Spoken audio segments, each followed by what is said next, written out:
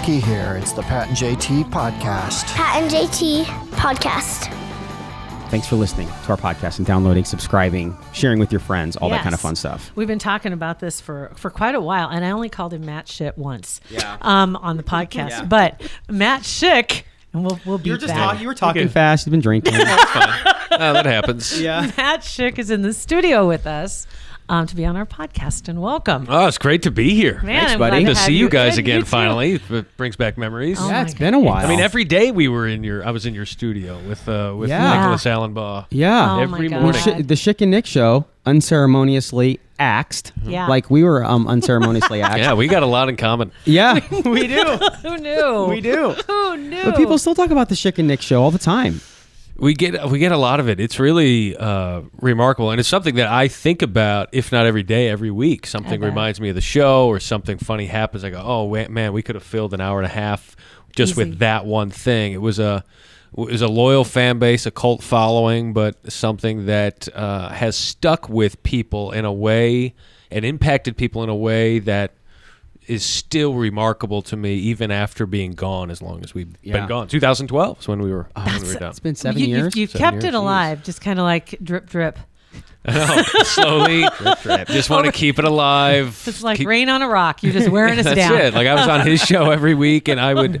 Like that was like my foothold to stay in the community, Yes. right? Because Omaha's still home, and so who knows? Maybe something else is down the pike. But You know it what? was great. Let's go back for people who are fans of Schick and Nick, and then also some that maybe this is something new.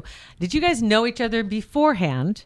And when you guys got put together, did you expect the chemistry that you had on the air? So I knew of Nick from his high school playing days. I remember. I think I was either in college at the time, visiting my wife, who was my girlfriend at the time, and they were going out as a family, some family friends going to watch Lincoln Southeast play high school basketball. I'm like, oh, okay, that'll be good. We can do that. And they're like, that's Nick Baugh. He's one of the He's best in the stud. state. No, wait, And how I'm like, life is crazy. How life is. You end up working with this right. guy. And I remember watching him go, oh, okay, whatevs. Like, Ugly. go on, receding hairline. But I remember watching him go, wow, this is pretty cool. Like, he's like the best player in the state. And wow, Roy Williams has been recruiting. This is incredible. And so I knew of him. And then when he came back from Kansas to Creighton, I was at KETV, Channel 7 in Omaha. So maybe I was working in Central Nebraska and Kearney at the time when he was playing. I'm trying to get my dates right. But so when he came back to Creighton, they were doing he had to sit out a year for Creighton, Right. because of the transfer. And Creighton was off to this great start, and I knew Nick was funny. I heard stories about him, knew he did some fun impersonations. Yeah. So I said, let me do a story on Nick. And I used to do kind of scripted stories, not kind of, they were scripted stories where I would write out a script and have the other person read it. It just had to be buy-in from both sides. Your And one with Carl Pelini, Bo Pelini, still one of the funniest. thanks. Your Carl That's friends it's back. still on YouTube. It's still hilarious. People Can we repost that? Yes. Make a note. Done. That was fun. We'll have to get to that one. There's some backstories to that one. But so I remember the Creighton got off to a great start, and I said, let me try and do a story. And the angle on Nick will be that he's their most valuable player, because when he's sitting on the bench, they're 13 games above 500, like 13-0 or whatever it was at the time. And I said, and when he's playing, they're just a 500 team, 0-0. That's Awesome. hilarious. And so I had a graphic for that, and so he and I did a scripted story about that. And it was about just how excited he is, and how he's fired up to be at Creighton, and how important his role is. And it was really like we had shots of him, tying Anthony Tolliver's shoes, and getting another player, Dominic Bishop, his water, and it was just real hammed up, a 3-minute story. And we were making each other laugh during this thing. Like, we had so many outtakes. And I remember sitting there going, this guy, like, we are really getting along. Well, I knew he was at 1620 doing sales, that he had wanted to get his foot in the door there.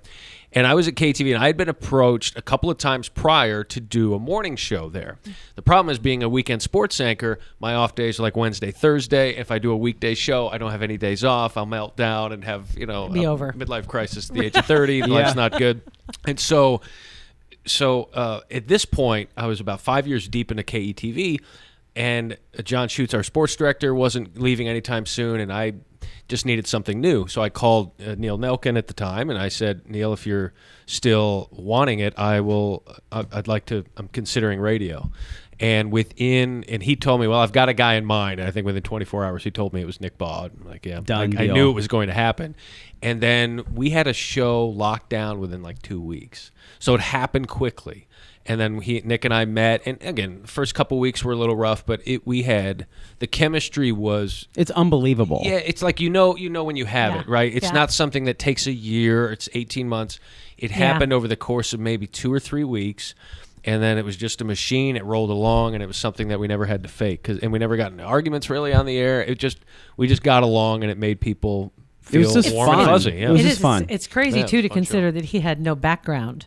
But you both had the same knowledge base and the same love of all sports. As far as that goes, it wasn't just basketball for him. I'm sure he had to brush up on some other things. Yeah, he'd been pretty focused to that point. And unique senses of humor, where I was kind of like the dry, tried to get some sharp, clever wit, and he was like the obvious, dumb, very funny humor guy, and we just played off each other. Neither one of you took each other too seriously. You took yourselves too seriously. But when we were at the height of Bo Pelini's anger, right, and you had the robot that would go in and ask questions because everybody else was scared to go ask him questions at a press conference. It's funniest. Yeah. It's funny how you get ideas like that, because some of our best ideas did not come from us. That was actually, I think, an email or a caller talking about, oh my goodness, like, how do you guys handle Bo Pelini? And someone suggested, hey, you almost need like a bomb diffusing robot to go in there and ask questions. And that's the truth, though, too, is that, honest to God, and we never took it for granted either, is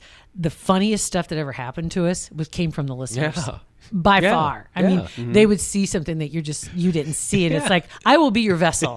Please. Right. Like, we'll create that. Let's and do it. So it's like, oh, you're right. And it was always about the black shirts. Like, there was always a question like, when are you going to hand out the black shirts, Bo? And I hated that question because it was so stupid. Like, he'll do it when he wants to. He doesn't like the concept. He doesn't like being asked about it, but that's what we're going to have the robot do.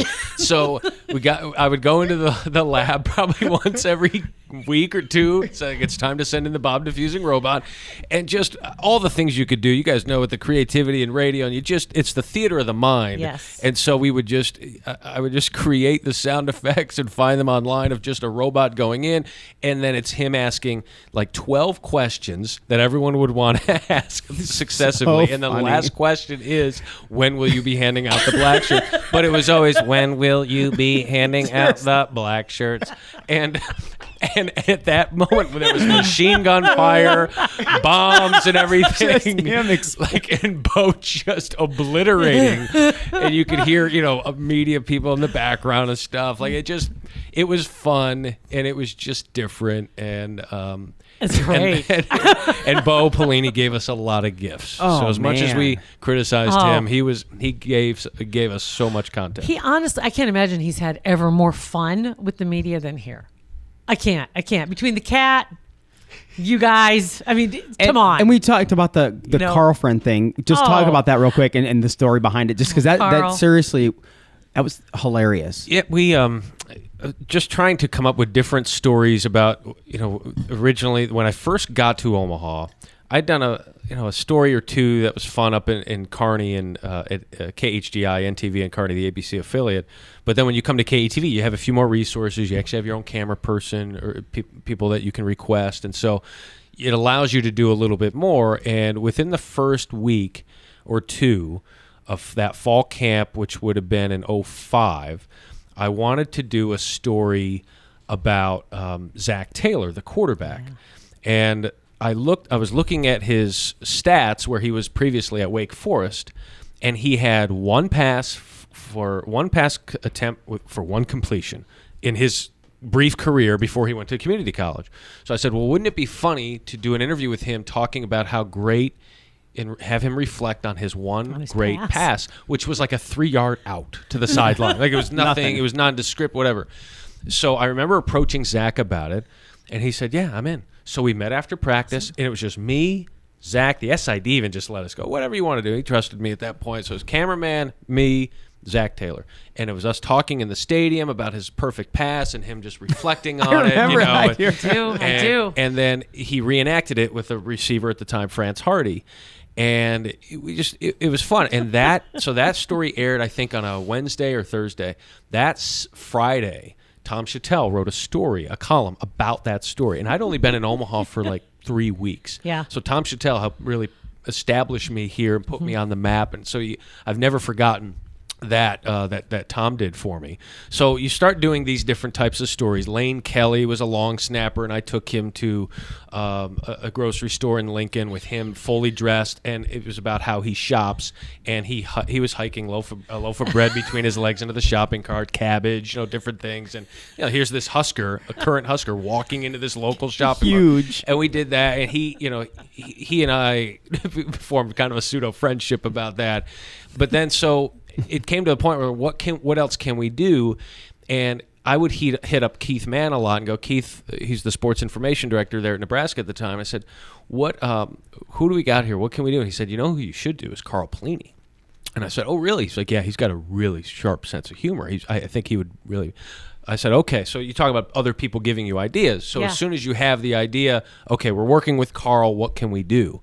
And at that time, everyone was so excited about Bo coming back. This was his first year. This is before they'd played one game. And so there were all these T-shirts about Bo Fence, my Bo friend's back, I'm a Bo lever, Bo Big Red, like everything. Like he was undefeated at the time. Like life was great. Yeah. And so That's true. We positioned it as, what if we did a story about Carl Pelini and everything's about him? So we position it that everyone's excited that Carl's back. And so I remember calling a local T-shirt company here in Omaha. I can't remember the name, but I said, hey, can you make these shirts? I went in, here's some designs, and they made them. No Husker logos on them, but made them. And so I had my Carl friends back, Carl Fence. I do remember. I can't. There were a couple of, and there was one. Remember the Got Milk? One said Got Bo, so I made it Got Carl. It was black. Makes no sense. None of it. Right. Like there's no play on words there or anything. So I remember walking in. I had the idea. Carl had signed off on it already. We showed up, but the one thing we didn't have for the story was a punchline at the end. And I remember someone saying, Carl Pelini, as I'm talking to him, the defensive coordinator, he's saying, oh, Tom Osborne was just here. We could have used him. I'm like, oh, wouldn't that have been great? He goes, well, Bo's here. I said, well, we could come up with something. Like the end of the story wasn't written. And so I said, okay. He goes, let me go talk to him. And so once he said Bo, he was going to go talk to Bo, I said, well, wouldn't it be funny if just in the end he was just wearing one of these shirts? That's all we really need. So I remember Bo's office. I hadn't seen him that day. Bo is an office or two down. Carl takes one of the shirts, and all I see is him leaving his own office, and then I hear this uproarious laughter coming from Bo because he's just seen the shirt. Carl comes back in, and Carl says, all right, he's going to do it for the last scene. He's going to do it. I go, okay. And I yell, Bo, do you need any? Do you know what? He's like, no, I got it. I got it, whatever. So he just said, okay, well, you walk in, and then you just interrupt us and ask Carl if he's got a minute. He's like, yeah, I got it. So Carl and he sits at his desk. I'm sitting at the other side, and I'm like, okay, we're just going to have this fake conversation. I'm facing Carl. I haven't seen Bo yet, like all day. So I'm talking to Carl, and then I hear someone walk in, and I turn, and it's Bo Pelini wearing the Got Carl shirt, and he goes, hey, Carl, you got a minute? And Carl and I start laughing uncontrollably. Like, I couldn't keep a straight face. And Bo's like, oh, come on. Like he doesn't want to do this all day. He did his part. I mean, it was the bye week, so it helped. They didn't have a lot to do. We scheduled it for that moment. But then he left. I go, one more time. So now we know what to expect. He walks in, delivers the line, Got Carl, and he leaves. And as soon as he did that, genius. I said to myself, and I remember on the ride home with the photog at the time going, I can't. Justin Riviere was his name. I said, I can't believe what we just did. We got the head coach of Nebraska to be a part of the story. And so that was, if there's, I don't know if a crowning achievement or anything, but that's the one story that anyone outside of the state wouldn't get. Right. Yeah. It's almost like it's an exclusive story for Nebraska because I could describe it like, oh, you should have seen they had bow fence stuff. No one understands that. But you say bow fence, and we remember that. Only people in Nebraska get the story, and so that's what made it even more special. That's true. That's what. And oh my gosh, yeah, because that just seals that bond too, because you were then their guy. You know what I mean? And that carried over to the radio. Yeah, that helped. The tricky part about it is I started using Carl a little bit as like not an insider, but like, hey, can you help me out with this, help me out with that? But then when I needed to criticize him on the radio, it put me in an uncomfortable spot. Sure. Because you're thinking, well, this guy has been good to me. Bo Pelini has been good to me with that story. So you always have to walk that line of you've still got to play it the way you got to play it, which is if he deserves criticism. Did you ever get any pushback for that? No, I didn't. It's funny. I think I got an email at one point from Carl's wife, I believe, about something we were saying. I think it was after the Texas A&M game on the road when I said, after they lost that game, I think Carl might have pushed somebody. I just said, these guys, they look like they're just drunk guys coming out of a bar at closing time. Like they're just stumbling off the sideline, doing this and doing that. And I think that got some pushback from Lincoln. But it was healthy and it was appropriate and it was fine. But doing stories like that, it was always look, you're still a media member, right? And you can't get so close that you're blinded when you need to be critical. Right. In the radio, in tough, TV, you can get away with it because in local TV, you're not really asked to be critical. We're asked to report. Radio is something completely. That's so your true. opinion, right? Yeah. But then on the flip side of that, at that level, as a football coach too, they understand that there's going to be criticism. And understand that's your job. Yeah. And, even though it may kind of go, kind of twinge a little bit, but they know you're not doing it exploitatively. You're not dropping their name. Right. And the one thing that actually ironically helped us, and I think Nick Baugh would agree with this, is that since we were not part of the Husker Sports Network, we couldn't have any of these coaches on. That's the truth. So what we had to do is just make stuff up and have fun and send in a bomb-diffusing robot and have Bo Pelini sound bites and drops and things and sprinkle them in, where we never really had to answer for what we did, which is unhealthy and beneficial. Because you could explain that on your radio show to your listeners that you couldn't have those guys on. I think to a lot of regular people, and there are a lot of people out there that are huge Husker fans. They don't listen to sports radio necessarily. But they are fans that they don't realize that there were those restrictions, and they still are to this day. There's the Husker Network, and only the stations that carry the Husker Network get to have access to the Huskers.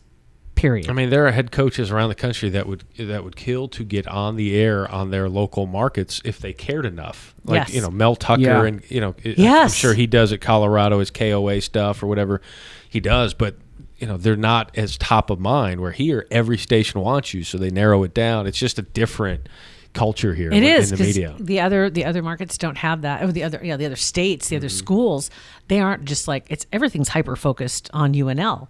The other schools get some love. But man, any station would love to have Tom Osborne on. Any station would love to have the coach on. And the good news for Nebraska in that is that, if you were going to give someone an interview, then people get jealous. So it's like, okay, if I get one, that's why when you see one-on-one interview with, Scott Frost talking to Andy Kendi or something, you'll pretty soon see him talking one-on-one to another one because they've done like a bunch. We're going to get all these one-on-ones in one day because we don't want to tick anybody off. Because it will. It's just like politician. It's like, and it's funny. It's a politician in reverse. Because you have a politician on, you have to have the other politician on by law. Right. But here you have a politician on, the politicians are like, hey.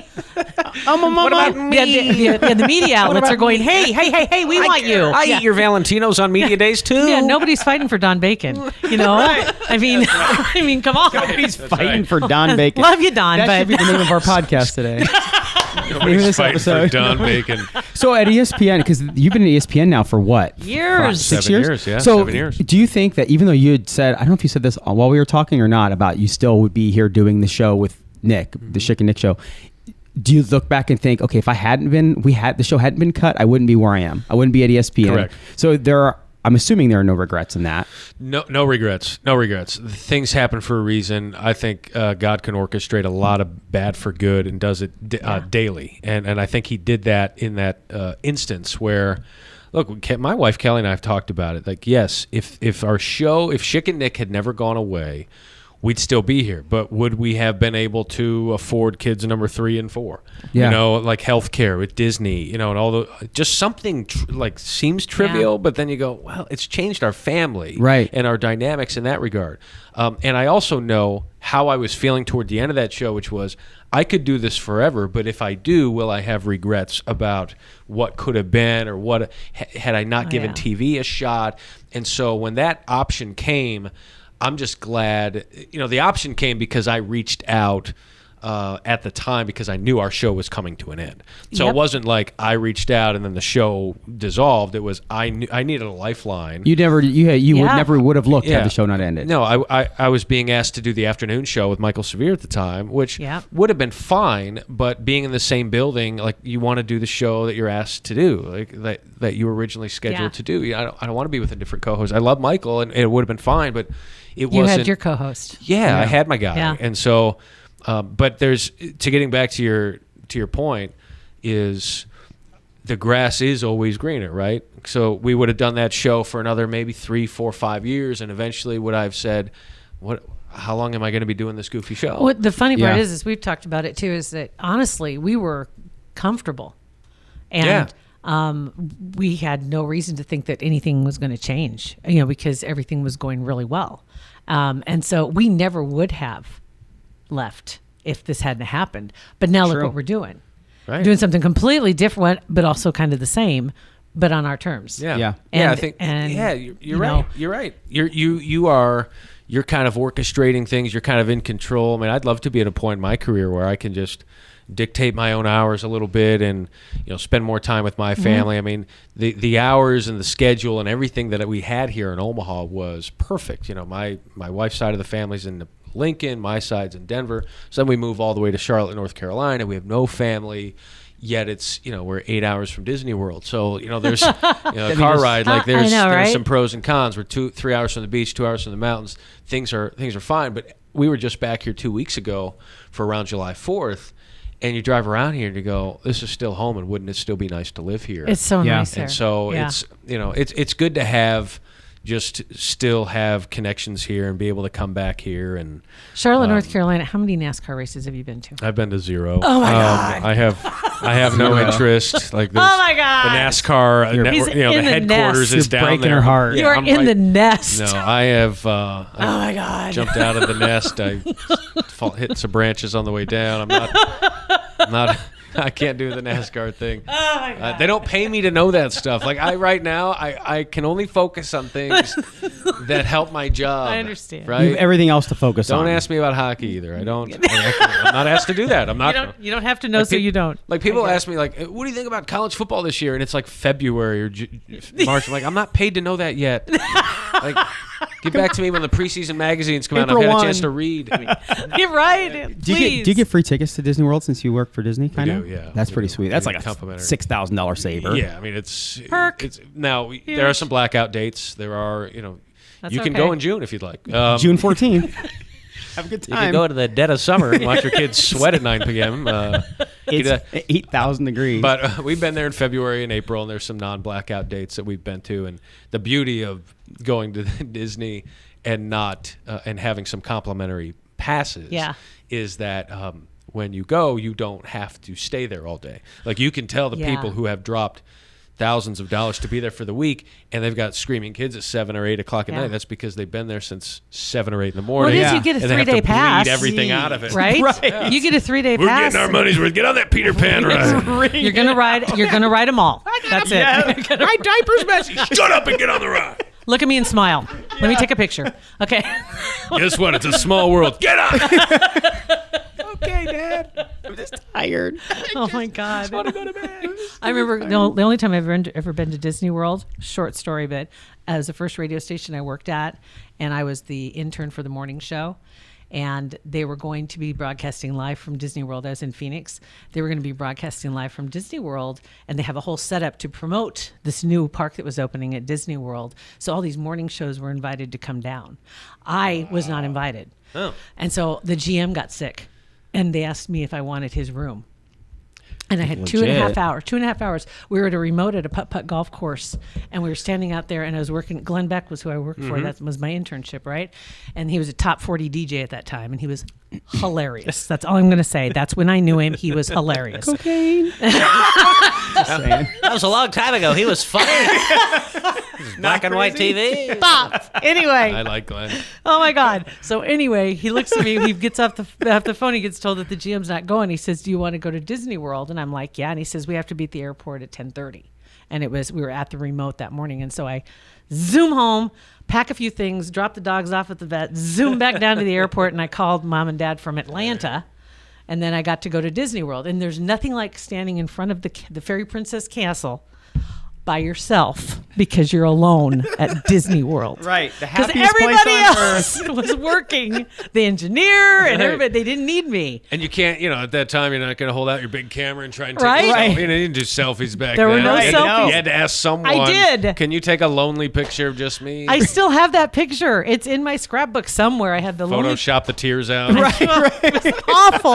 But I was at Disney and I rode roller coasters by myself. I did it all, but It's a great place. awful It's a by great- yourself. Yeah. It is. Well, It's it fun. can be awful with kids too. Okay. Actually, it could be more awful sometimes when it gets. Possibly? Yeah, it's Okay. fun, but yeah. Yeah, This is what true. is this solo vacation we're talking about? Not This creepy is- at all. Right.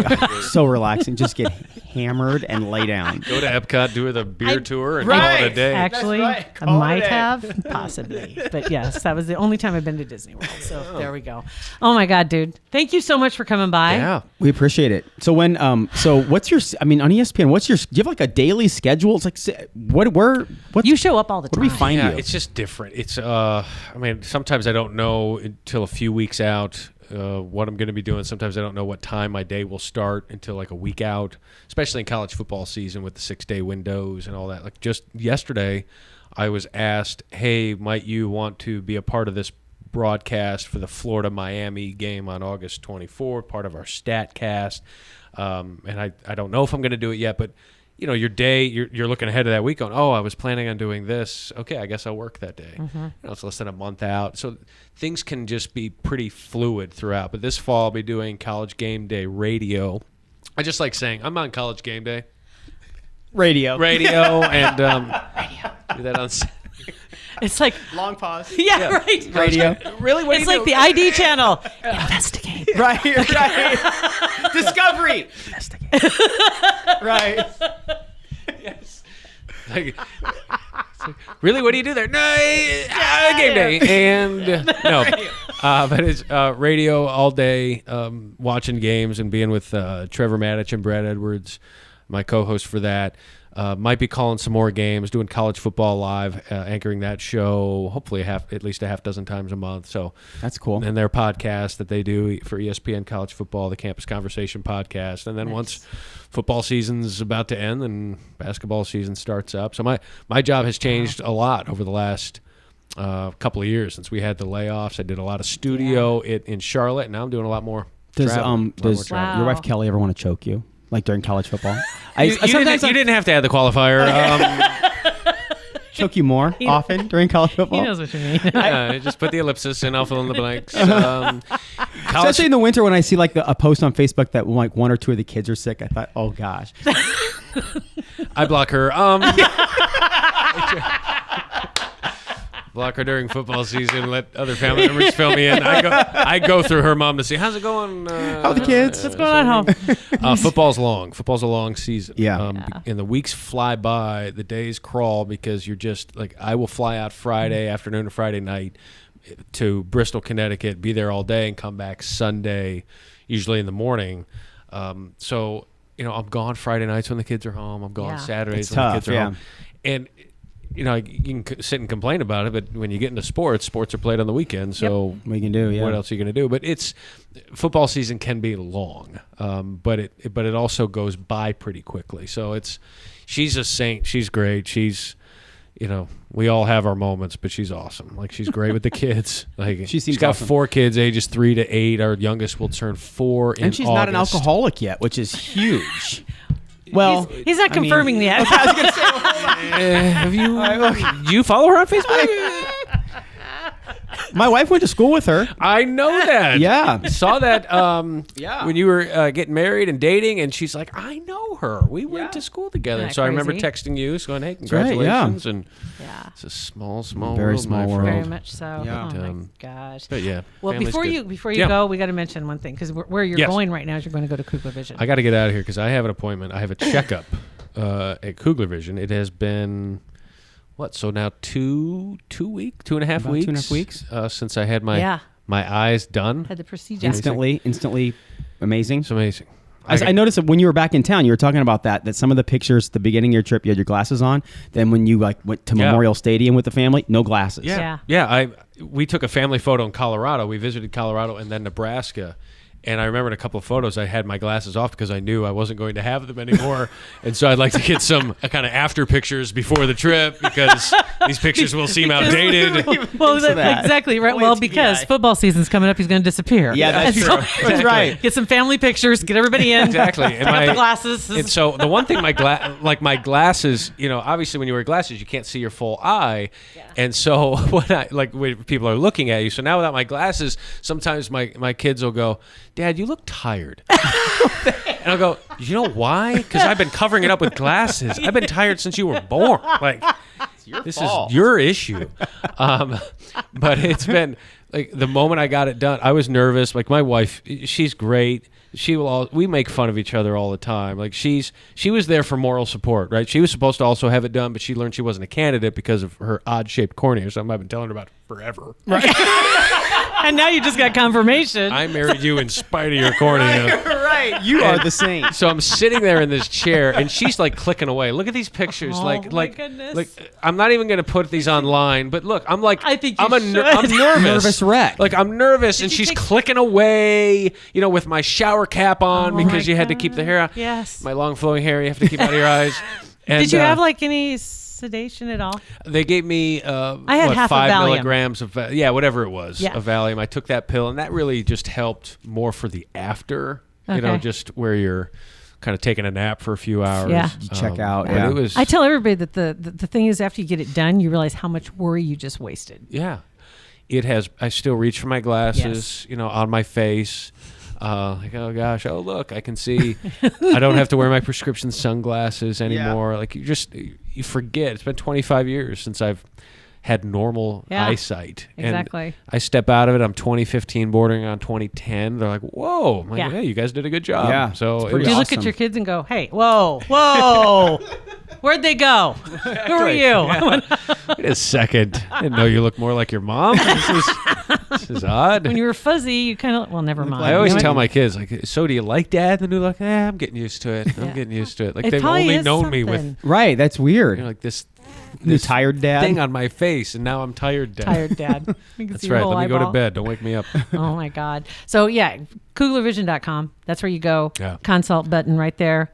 And it'll take you to a page where you can schedule your the consultation. That's where you're going to find out whether or not you're a good candidate. Yeah. Also, just find out what the general condition of your eyes are and your eye health, and then also the options that are available. And for some people, you can do it the same day, Pretty nice. which is pretty cool. And when you're filling it out, be sure to write in or click on the fact that you heard about it on Pat and JT's podcast. Yeah.